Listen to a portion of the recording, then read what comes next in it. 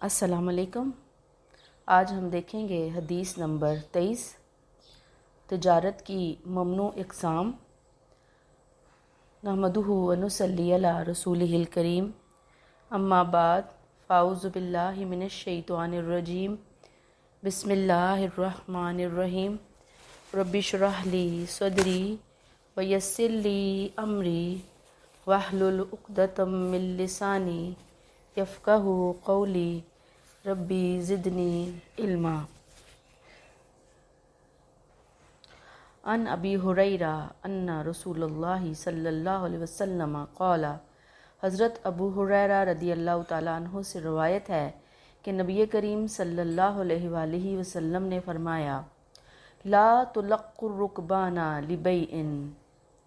خریدنے کے لیے قافلے والوں کو آگے جا کر نہ ملو، ولا یبیع بعضکم علی بیع بعض، تم میں سے کوئی کسی دوسرے کی بیع پر بیع نہ کرے، سودے پر سودا نہ کرے،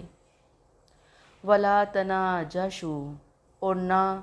کھوٹ نہ کرو، یعنی ملاوٹ نہ کرو، دھوکہ اور فریب دینے کے لیے ایک دوسرے سے بڑھ چڑھ کر بولی نہ دو، ولا یبیع حاضر لباد، اور شہری دیہاتی کے لیے خرید و فروخت نہ کرے،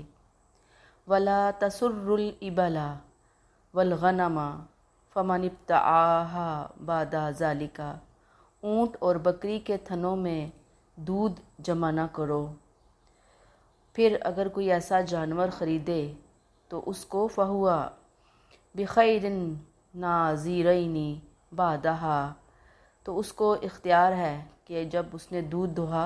تو وہ چاہے تو ان یحلبها ان ردیها امسکها و ان سقطها ردها، دودھ دھونے کے بعد اگر وہ چاہے تو اس کو روکے، اپنے پاس رکھے، اور چاہے تو وہ اس کو واپس لوٹا دے، وصاعا من تمر، اور ایک سا کھجور بھی ساتھ واپس کرے۔ رواہ بخاری اور مسلم، اسے بخاری اور مسلم نے روایت کیا ہے۔ اب نبی کریم صلی اللہ علیہ وسلم نے اس حدیث میں تجارت کی ممنوع اقسام کا ذکر کیا ہے۔ پیچھے حدیث نمبر 21 میں ہم نے 3 قسم کی تجارت پڑھی تھی کہ وہ منع ہے۔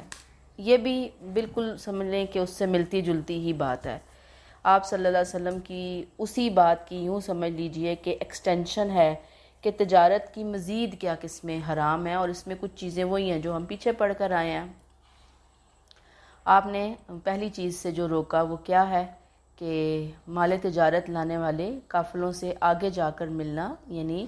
شہری لوگ جو ہیں وہ دیہات سے آنے والوں کے راستے میں کھڑے ہو کر ان سے وہیں پہ مال خرید لے، اور ان کو وہیں سستے داموں مال خرید کے وہاں سے واپس کر دیں، اور خود مال کو بازار کے بھاؤ سے یعنی کم قیمت پر خرید کے اور زیادہ قیمت پر فروخت کیا بازار میں آ کر۔ یہ میں آپ کو پہلے کلیئر کر چکی ہوں۔ دوسری چیز، دوسرے کے سودے پر سودا نہ کرو، بیع پر بیع، سودے پر سودا، یہ میں کلیئر کروں گی۔ ایک دوسرے سے بڑھ کر بولی دے کر قیمت نہ بڑھاؤ۔ پھر چوتھی چیز، شہری آدمی دیہاتی آدمی کے لیے بیع نہ کرے۔ پھر گاہک کو دھوکہ دینے کے لیے اونٹ اور بکری کے تھنوں میں دودھ جمع نہ کرو۔ اگر کوئی ایسا جانور خریدے اور اسے وہ دھوئے، یعنی دودھ اس کا نکالے، اور اس کے بعد اس کو پتہ چلے کہ یہ تو وہ نہیں تھا، تو پسند ہے تو رکھ لے، اگر پسند نہیں ہے تو اس کو واپس کرے، اور ساتھ ایک سا کھجور دودھ کا معاوضہ دے۔ ہم اس حدیث کی جو ممنوع اقسام ہیں تجارت کی، اس کی ڈیٹیل دیکھتے ہیں۔ لا تلقوا الرکبان، رکبان سے مراد وہ لوگ ہیں جو سامان تجارت اونٹوں پر لاد کر شہر لاتے ہیں، رکبان، ٹھیک ہے، قافلے آ رہے ہوتے ہیں، اونٹ پر سامان رکھ کر لا رہے ہوتے ہیں۔ تو وہی بات کہ تاجر جو مال باہر سے لائے تو اس کے شہر میں پہنچنے سے پہلے جا کر خرید لینا۔ بہرحال اسکالرز نے اس حدیث کا یہ مطلب بھی لیا کہ یہ ممانعت اس صورت میں ہوگی جب شہر میں غلے کی قلت ہے، چیزیں مل نہیں رہی آسانی کے ساتھ، شہریوں کو بہت زیادہ ضرورت ہے۔ اب کوئی شخص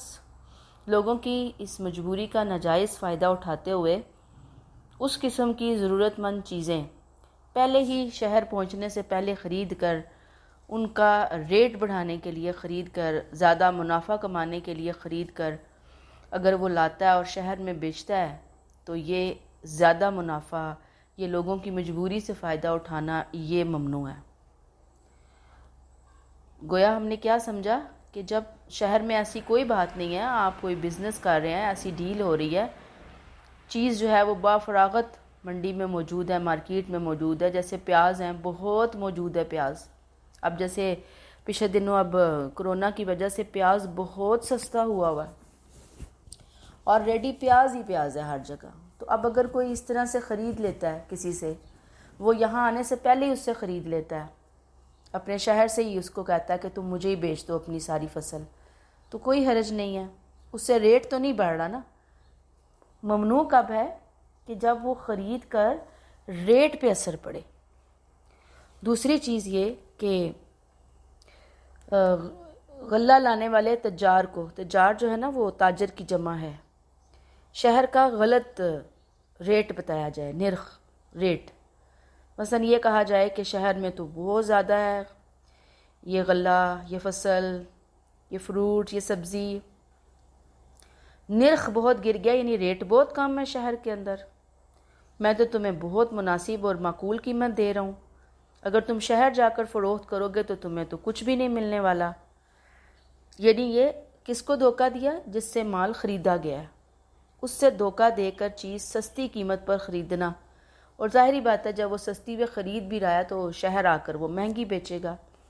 تو یہ دونوں چیزیں ممنوع ہیں۔ یعنی جو شہری لوگ ہیں جو کہ ضرورت مند ہیں، ان کو مہنگی چیز دینا یہ بھی ممنوع، تاجر سے سستے داموں خریدنا، دھوکہ دے کر، غلط بیانی کر کے، یہ بھی ممنوع۔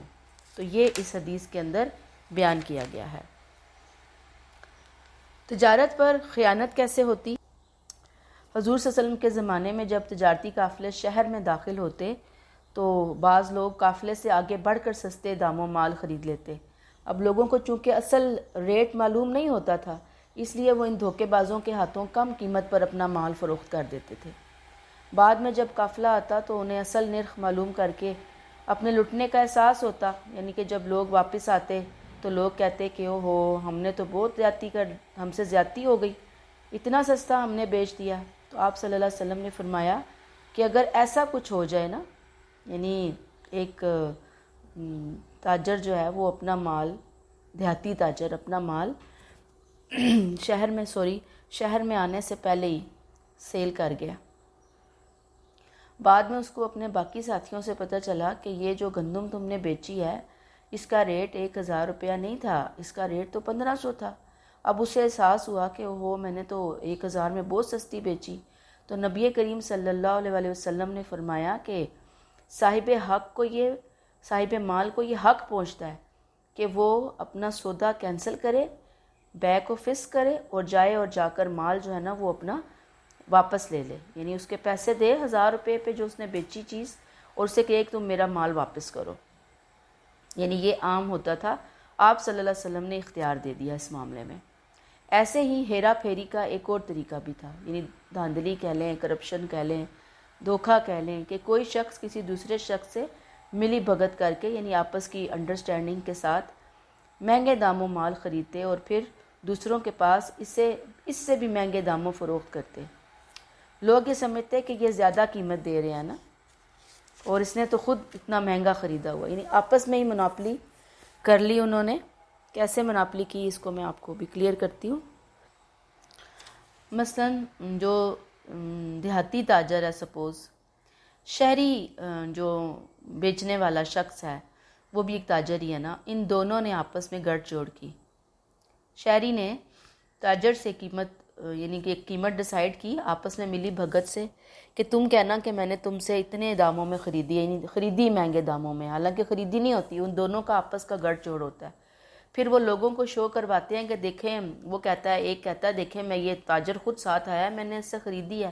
تو لوگوں کو دھوکہ ہوتا ہے کہ بھئی یہ تو خود مہنگے داموں خرید رہا ہے، ظاہری بات ہے مہنگے داموں فروخت کرے گا، تو تو لوگ اسے زیادہ قیمت دے دیں گے کہ بھی اس نے تو خود اتنا مہنگا خریدا ہے۔ نبی کریم صلی اللہ علیہ وسلم نے فرمایا کہ اس قسم کی دھوکہ بازی سے جب خریدار واقف ہو جائے، یعنی کہ خریدار کو پتہ چلے کہ جی یہ تو مجھ سے دھوکہ ہوا ہے، فلاں نے مجھے زیادہ ریٹ پہ چیزیں بیچی ہیں، تو وہ اپنا سودا منسوخ کر سکتا ہے، کیونکہ یہ سب خیانت کی قسمیں ہیں، اس لیے اس کو حرام قرار دیا گیا ہے۔ پھر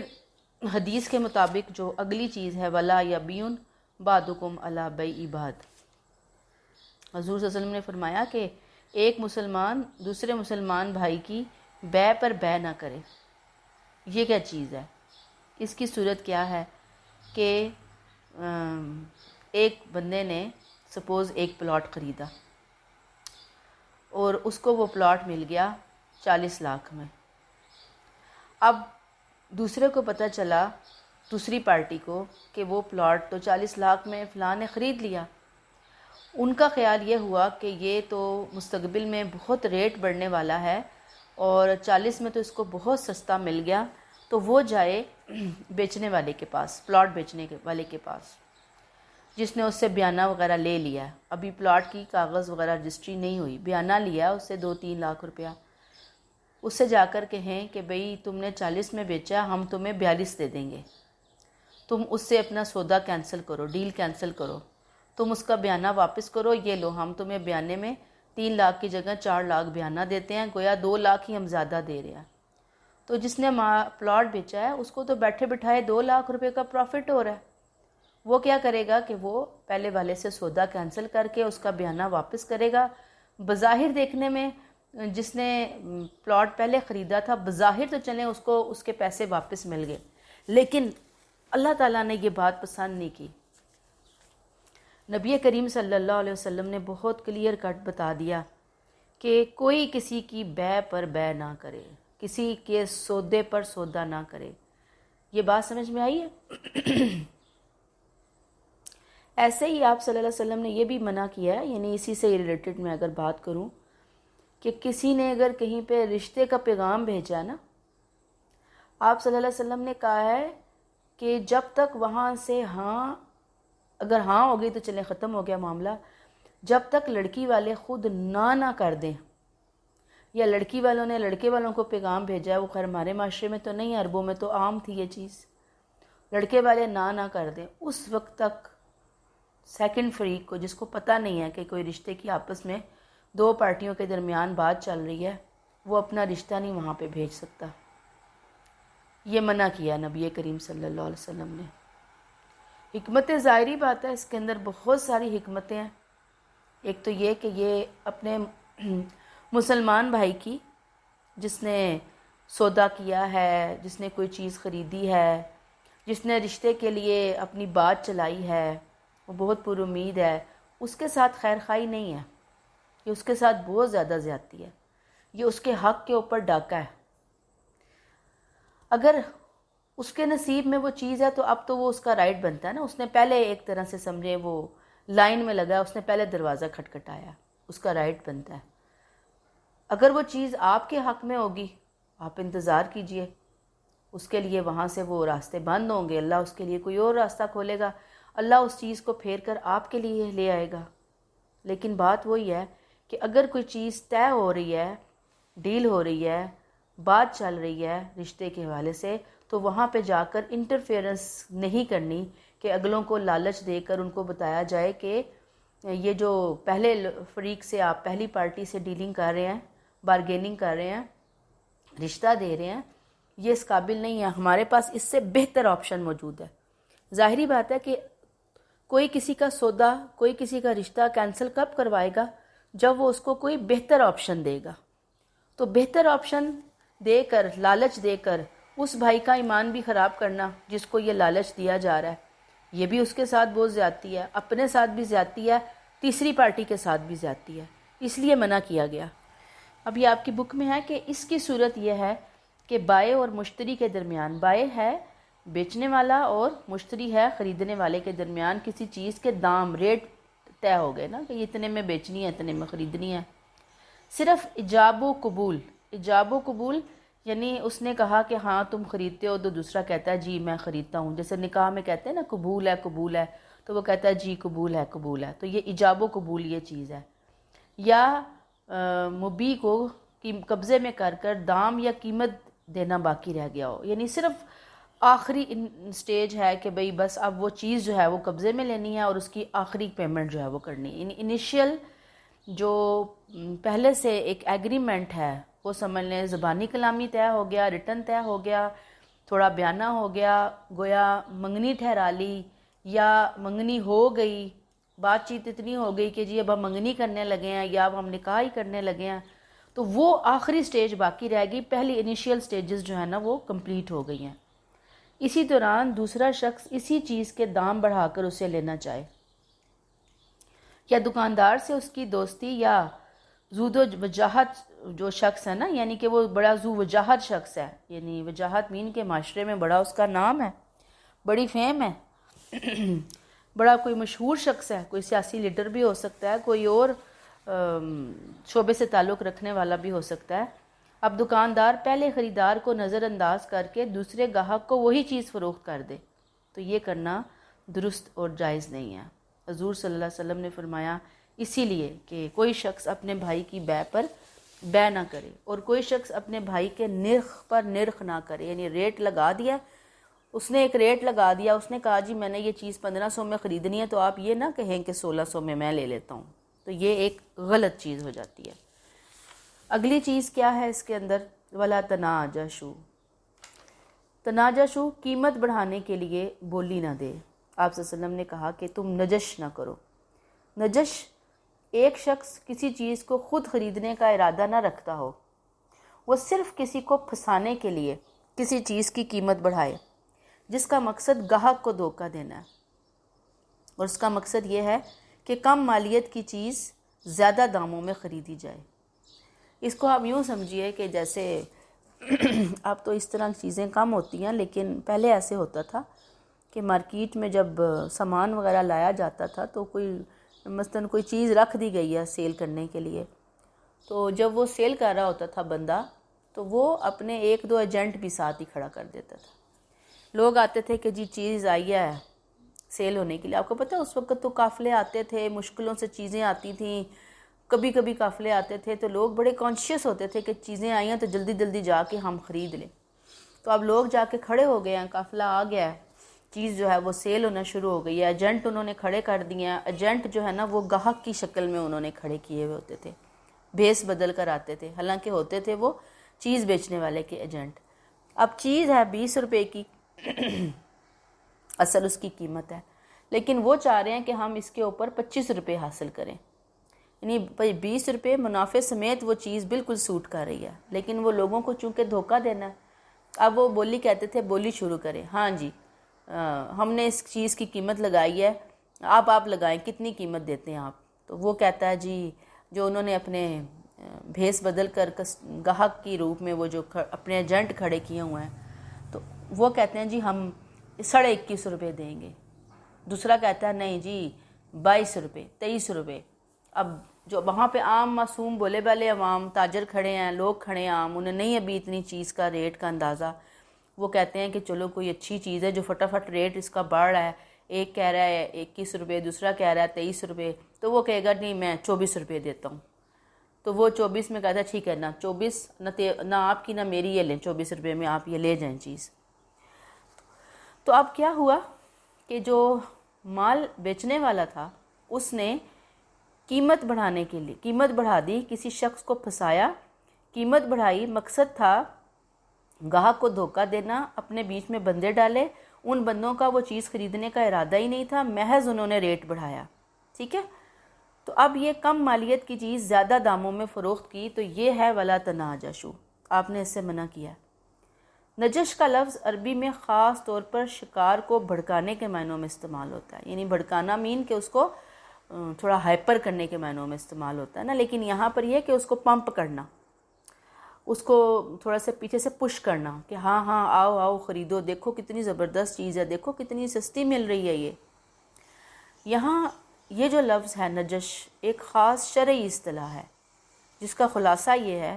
کہ فروخت کرنے والے شخص کی طرف سے کوئی آدمی اس کام پر مقرر متعین ہو کہ جب گاہک آئے تو ذرا وقفے کے بعد وہ بھی دکان پہ پہنچ جائے اور گاہک نے جو قیمت لگائی ہے وہ اس سے بڑھ کر محض اس لیے لگائے کہ گاہک اس چیز کو زیادہ قیمت پر خرید لے۔